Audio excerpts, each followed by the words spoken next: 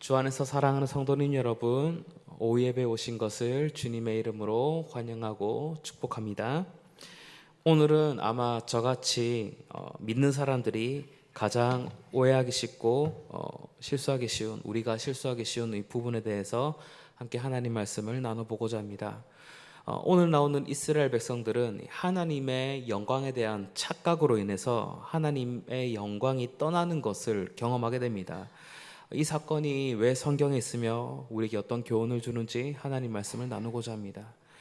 본문이 우리에게 주는 첫 번째 교훈은 죄인은 하나님의 영광을 이용하는 비참한 상태에 있다고 하는 것입니다. 오늘 읽은 말씀은 굉장히 잘 알려진 부분이고 여기 계신 분들이 다 잘 아시는 대목이라고 생각합니다. 이 엘리라는 제사장은, 대제사장은 어떤 사람이었습니까? 성막 질서를 어지럽히는 그 아들 제사장들을 제대로 지도하지 않고 방치합니다. 그래서 그 가문이 벌을 받게 됩니다. 이 엘리 제사장은 오늘 본문에서 읽으신 것처럼 이스라엘이 블레셋과 전쟁을 했는데 졌고 그 아들 제사장 아들 둘도 죽고 하나님의 언약궤도 빼앗겼다는 소식을 듣게 되었다는 소식을 듣습니다. 그 소식을 듣고 충격으로 쓰러져 죽게 됩니다. 그때 며느리가 해산을 하게 되었는데 그 아들의 이름이 영광이 떠났다는 뜻인 이가봇이라는 이름을 가진 그런 아들을 얻게 됩니다. 이 이가봇이라는 이 영광이 떠났다는 이야기가 이제 오늘 본문을 읽어내는데 필요한 핵심적인 단어가 됩니다. 이스라엘은 계속 하나님의 영광을 가리는 그런 상태에 있었습니다. 성막의 제사는 엉망진창이 되었습니다. 말씀드린 것처럼 엘리 제사장의 아들들이 이 성막에 올려진 제물을 막 마음대로 착복했고 엘리 제사장은 이 무질서와 착복을 그대로 방치했습니다. 이스라엘 백성들은 하나님께 회개하는 마음으로 또 감사하는 마음으로 이렇게 제물을 가지고 제사를 드리러 왔는데 이 아들 제사장들이 이것을 이용하고 하나님의 영광을 가로챈 것입니다. 이런 영적인 악영향은 누룩처럼 퍼지기 마련입니다. 이 계기가 전쟁인데 이스라엘 백성이 블레셋과 처음에 전쟁을 해서 졌습니다. 그래서 이스라엘의 지도자들이 생각해낸 것이 바로 언약궤를, 본문에 나오는 이 하나님의 궤를 앞세워서 전쟁을 하는 것입니다. 4장 3절에 보시면 여호와께서 어찌하여 우리에게 오늘 블레셋 사람들 앞에 패하게 하셨는고 여호와의 언약궤를 실로에서 우리에게로 가져다가 우리 중에 있게 하여 그것으로 우리를 우리 원수들의 손에서 구원하게 하자, 이런 내용이 있습니다. 이스라엘 지도자들에게 어떤 성찰이 있기는 했습니다. 왜 하나님께서 우리를 패하게 하셨을까? 이런 좋은 질문이 있었습니다. 그런데 이 질문으로 좋은 답까지는 유도하지 못했습니다. 그냥 이 언약궤를 들고 나가면 하나님께서 움직여 주실 것이다, 이렇게 생각했습니다. 결론은 무엇입니까? 하나님의 영광을 이용하는 것이었습니다. 이 언약궤가 하나님의 이 특별 임재를 상징하는 이스라엘에서 굉장히 중요한 물건이지 않습니까? 하나님의 영광을 보여주는 그런 물건인데 이거를 들고 나가면, 이 언약궤를 들고 나가면 하나님이 이기게 해주지 않을까? 적어도 아마 군사적인 사기는 올라갈 것이라고 이렇게 생각한 것 같습니다. 그런데 언약궤를 들고 나가서 전쟁을 했는데 이 전쟁에서 졌고, 졌을 뿐 아니라 이전 전쟁보다 훨씬 더 많은 희생자가 생겼습니다. 게다가 이스라엘 신앙의 중심이고 가장 중요한 물건인 언약궤도 빼앗겼습니다. 겉으로 보기엔 하나님을 신뢰해서 언약궤를 들고 나간 것처럼 보여도 사실은 자기들의 이익을 위해서 언약궤를 가지고 하나님을 조종하려고 했습니다. 그 이상도 그 이하도 아니었습니다. 하나님의 영광을 가볍게 여겼기 때문에 성막에 들어가 가지고 언약궤를 들고 나와서 이런 일을 벌인 것입니다. 이 과정에서 엘리 제사장의 아들들 흠니와 비느하스도 전사했는데 아까 전에 말씀드린 것처럼 이들은 평소에 성막 질서를 어지럽히는 제사장 직무를 남용해서 제물을 착복하는 그런 사람들이었고 하나님의 영광을 가볍게 여기는 사람들이었습니다. 결국 이 아들들도 비참한 죽음을 맞이합니다. 이 소식을 들은 엘리 제사장도 비참하게 죽음을 맞이합니다. 오늘 본문 12절과 13절을 보면 이런 상황인데 전쟁에서 패배했다는 소식을 전하기 위해 어떤 전령이 엘리에게로 갑니다. 그때쯤에 엘리 마음이 하나님의 괴로 인해서 그 마음이 떨릴 즈음이라고 본문에서 이야기합니다. 그러니까 엘리 제사장도 이 언약궤를 들고 전쟁터에 나가는 것이 뭔가 잘못됐다는 것을 알았다는 것인데 이것을 알면서 허락을 했고 사람들이 언약궤를 들고 나갔다는 그런 이야기가 됩니다. 알면서도 이렇게 했다는 것이 용납하지 못할 죄가 되는데, 한편 왜 이 법궤를 들고 이 언약궤를 들고 전쟁을 나갈 생각을 했는지 우리는 뭐 여러 가지 추측을 해볼 수 있습니다.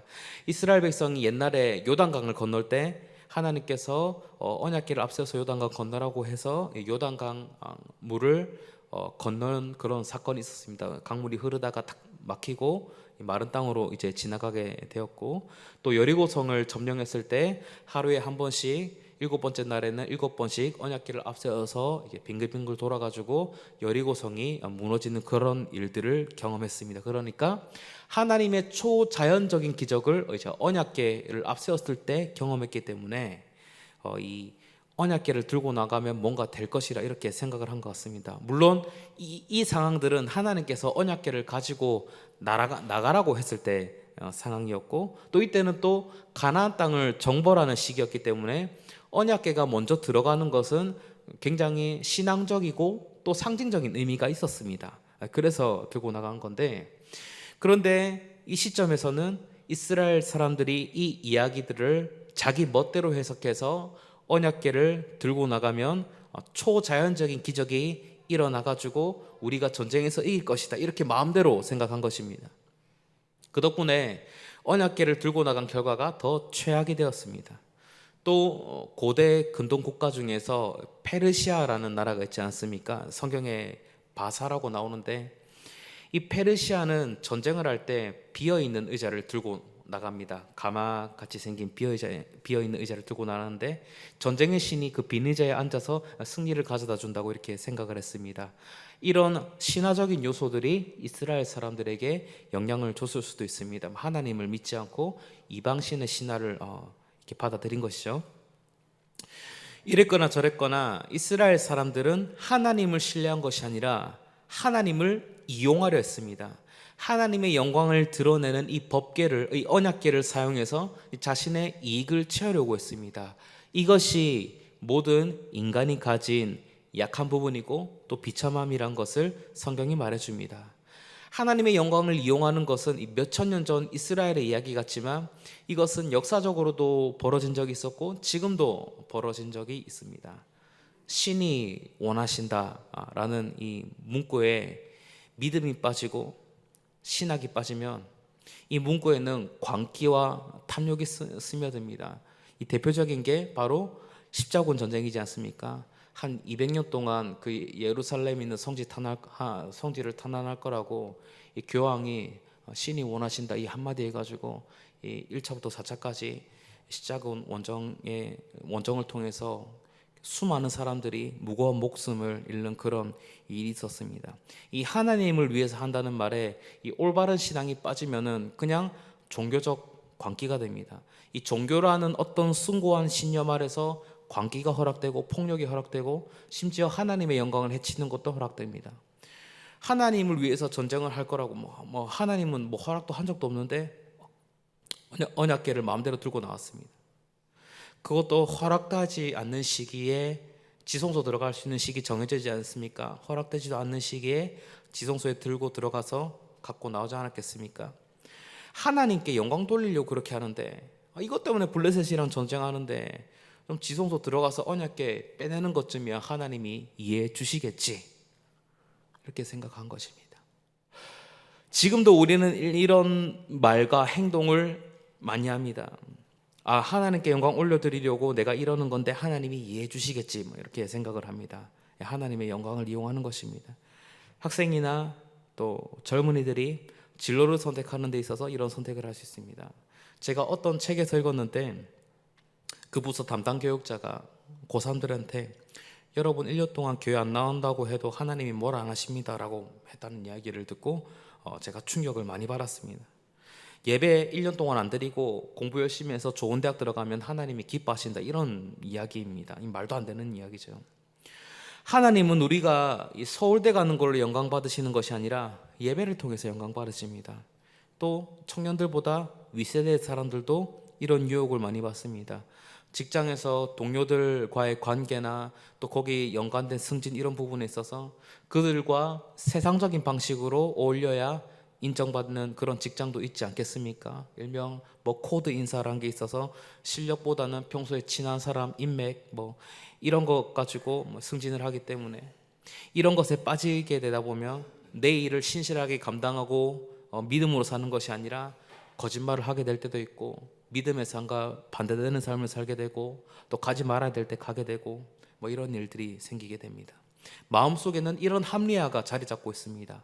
내가 잘 나가게 되고 내가 잘 돼서 좋은 영향력을 미치면 나중에 내가 하나님 앞에서 다 갚을 수 있겠지?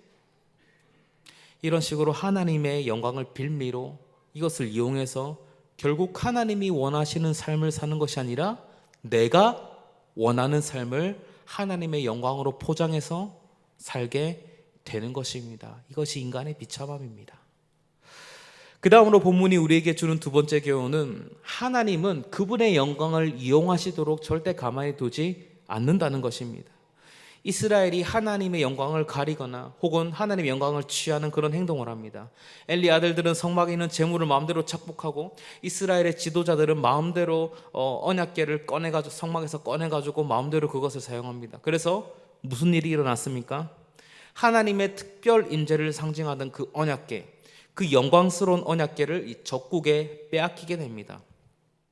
당시 고대 근동에서는 다른 나라와 전쟁을 해가지고 승리하면 그 나라의 성물을 자기 나라로 갖고 와서 자기 신전에 안치하는 것이 관습이었습니다. 대부분 나라들이 다 다신교의 사회였기 때문에 이런 것들이 관습이었는데, 그들은 이 이교적인 관습에 따라 행동했고, 이제 이스라엘은 법궤를 빼앗겼습니다. 이스라엘 백성들 계획대로라면 법궤를 들고 나갔을 때 하나님께서 그 법궤를 통해서 블레셋을 무너뜨려 주셔야 됩니다. 하나님께서 좀 이용당해 주셔야 됩니다. 그런데 하나님은 절대 이용당하시지 않습니다. 그냥 법궤가 블레셋으로 가도록 그냥 두십니다. 법궤만 빼앗긴 게 아니라 아까 말씀드린 대로 엘리의 자식들이, 그러니까 제사장들이 죽고 엘리도 죽게 되었습니다. 이것을 아주 큰 사무엘상 초반부의 큰 관점으로 보면 하나님께서 타락한 제사장들을 심판하시고 회복시키시고 새로운 제사장을 준비하시는 건데, 이거는 다음에 기회가 있으면 다뤘으면 좋겠습니다. 어쨌든 제사장들도 다 죽었습니다. 이 제사장들은 하나님께 영광을 돌리지 못하는 그런 제사장이었기 때문입니다. 여기에 대한 해석이 바로 이가봇이라는 아기의 탄생입니다. 이런 참혹한 상황 가운데서 아기가 태어났는데, 이 아기가 이름이 바로 이가봇입니다. 이 카보드라는 단어는 영광이라는 뜻입니다. 이 카보드라고 하면은 영광이 어디 있느냐라는 뜻입니다. 오늘 성경으로 치면 영광이 없다는 뜻입니다. 이 카보드는 영광이라는 뜻도 되는데 무겁다는 뜻도 됩니다. 구약의 관점에서 영광이란 무게감을 뜻합니다. 구약의 관점에서 하나님을 영광스럽게 느낀다는 것은 하나님을 가볍게 여기는 것이 아니라 하나님을 무겁게 여기는 것을 뜻합니다. 우리 삶의 무게의 중심을 어디에 두느냐에 따라 하나님께 영광을 올려드리는 삶을 사느냐, 그렇지 않느냐, 이것이 결정될 것입니다. 오늘 본문에 나오는 엘리 제사장은 그렇지 못했습니다. 이 사무엘상은 어떤 문학적인 장치를 사용해서 그 인물의 상태 이런 것을 표현을 많이 하는데, 오늘 본문에서는 엘리의 몸이 비대했다는 것을 굳이 언급합니다. 그래서 우리가 생각하기에 몸이 비대하고 무거우니까 의자를 잘못해가지고 뒤로 넘어가가지고 죽었나 보다 이렇게 생각을 할 수 있습니다. 그런데 원문을 보면 제가 보내드린 화면이 있는데, 여기 비대했다는 말이 무겁다는 말인데 원문상으로 카베드입니다. 아까 전에 영광의 카보드라고 제가 하지 않았습니까? 엘리 제사장이 비대했다고 했을 때 이게 카베드입니다. 위에 보면은 그가 나이가 많았, 한글만 보시면 됩니다. 그가 나이가 많았기 때문에 그리고 무겁기 때문에 이렇게 죽었다고 했습니다. 사역이란 건 제가 설교를 위해서 제가 개인적으로 번역한 거고 학계에 전혀 인정받지 못하는 번역이라는 뜻입니다. 어쨌든 뒤에 보면 빨간 것만 보면 되시는데 나이가 많았기 때문에 그리고 무겁기 때문에 무겁다 했을 때 뒤에 단어가 똑같죠. 히브리어는 이거 오른쪽에서 왼쪽으로 있습니다. 그러니까 첫 번째를 보시면 됩니다. 첫 번째 똑같죠. 그 밑에도 보시면 첫 번째가 단어가 똑같죠. 그리고 그녀가 그 아이에게 이카보드라고 불렀다, 이가봇이라 불렀다 했을 때 이 빨간 부분을 보시면 똑같지 않습니까? 그러니까 엘리 제사장이 무겁다는 것은 자신의 삶의 무게 중심을 자신에게 두었다는 것입니다. 원래 무게 중심을 하나님께 두는 것이 이 카보드, 영광을 올려드리는 건데 무게 중심을 자신에게 뒀기 때문에 하나님께 영광을 올려드리지 않은 것이고, 그리고 밑에 21절에 보면은 하나님의 영광이 떠났다라는 이름의 아기가 태어나게 됩니다. 똑같이 카보드 똑같은 단어입니다. 그러니까 엘리 제사장이 몸이 비대해서 죽게 되었는데 왜 죽었는지 알 수 있습니다. 바로 자신의 삶의 무게 중심을, 영광을 자신이 취하고 하나님께 영광을 올려드리지 않고 하나님을 무겁게 생각하지 않았기 때문입니다. 네, 이제 그만 보여줘도 됩니다. 네, 머리 아프네요. 제가 만든 건데 제가 봐도. 네, 그래서 사람이 하나님의 영광을 가로채다가 그 무게를 감당하지 못해서 넘어가서 죽었고 하나님의 영광은 떠났습니다. 하나님의 영광을 자신의 유익에 이용하려 했기 때문입니다. 엘리 제사장과는 다르게 참된 제사장이신 그리스도는 어떠셨습니까? 하늘 영광을 내려놓으시고 이 땅 가운데 오셨습니다. 자신의 몸을 대속제물로 드려 백성들의 죄를 속죄하시고 하나님의 영광인 부활 소망을 이루셨습니다. 그리스도께서 성육신하시고 죽으시고 부활하시고 승천하신 이 모든 십자가 사역은 바로 삼위 하나님의 영광입니다. 예수님의 십자가는 초라해 보일지 모르지만 그 십자가 사역을 통해 하나님의 백성이 돌아와서 하나님께 예배하는 일은 바로 하나님의 영광이 됩니다. 그래서 하나님의 백성들은 자신의 영광이 아닌 하나님께 영광을 돌리며 그것을 즐거워하며 살 때 그 인간의 존재 목적에 부합한 삶을 살게 됩니다. 이것이 잘 드러나는 것이 바로 예배입니다. 우리는 하나님께 영광을 돌리는 삶을 살고 있습니까? 아니면 하나님께 영광을 돌린다고 스스로를 속이며 우리의 영광을 은근히 추구하며 살고 있습니까? 뭐 내가 잘 되는 게 교회가 잘 되는 거고 내가 잘 돼야 내를 보고 예수님 믿는 사람도 많아지겠지. 이렇게 착각하기 쉽지만 전혀 그렇지 않았습니다. 엘리 제사장 생각도 똑같았을 것입니다. 벗게 함부로 성막 밖으로 들고 나오면 안 되는 거지만 내가 벗게를 팔아먹는 것도 아니고 그 벗게 전쟁터에 들고 나가서 우리 병사들이 막 자신감 생기고 전쟁에서 이기면 우리도 좋고 하나님도 좋고 다 좋은 거지. 이런 생각으로 벗게를 내주었을 것입니다. 그런데 이런 생각이 하나님을 아예 싫어하는 생각보다 더 위험한 생각입니다. 하나님 때문에 한다고 정당화하면서 자기 욕망을 포장해서 표출하면 그때부터는 브레이크가 없습니다. 다 하나님 이름으로 포장하는데 그걸 누가 맡겠습니까? 구약의 용어로 우리는 무엇을 무겁게 여깁니까? 어떤 것에 무게중심을 두고 살아갑니까? 무게중심을 자신에게 두다가 비참한 죽음을 맞이한 엘리 제사장을 함께 기억했으면 좋겠습니다. 우리는 그 무게를 결코 감당할 수 없습니다. 우리의 무게중심이 하나님을 향할 때 우리는 하나님을 무겁게 여기게 되고 히브리어 단어 그대로 하나님을 영광스럽게 여기게 될 것입니다. 우리가 하나님을 영광스럽게 하는 가장 핵심은 예배입니다. 예배를 통해 하나님께 영광을 올려드립니다. 또 우리는 삶의 모든 순간 하나님의 말씀의 가치관에 따라 하나님의 뜻을 판단하고 기도를 통해서 우리의 죄악된 생각을 정리하기도 하고 또 성령 충만을 구하며 거룩하지 않는 세상 가운데서 거룩하게 살아가고자 하는 열망을 가지게 됩니다. 이런 과정을 통해 우리가 하나님의 영광을 이용하는 것이 아니라 하나님께 영광 돌려드리는 삶을 살게 됩니다. 삶의 무게중심을 나에게 두는 것이 아니라 우리의 무게중심을 하나님께 두는 그런 삶을 살게 되는 것입니다. 설교를 맺겠습니다. 주 안에서 사랑하는 성도님 여러분, 죄인의 본성은 하나님의 영광을 이용하려 하지만 하나님은 절대 자신의 영광을 이용당하지도 빼앗기지도 않습니다. 이 사실을 기억하며 하나님을 무겁게 영광스럽게 여겨 하나님의 기쁨이 되는 저와 성도님들 되시기를 주님의 이름으로 축복합니다.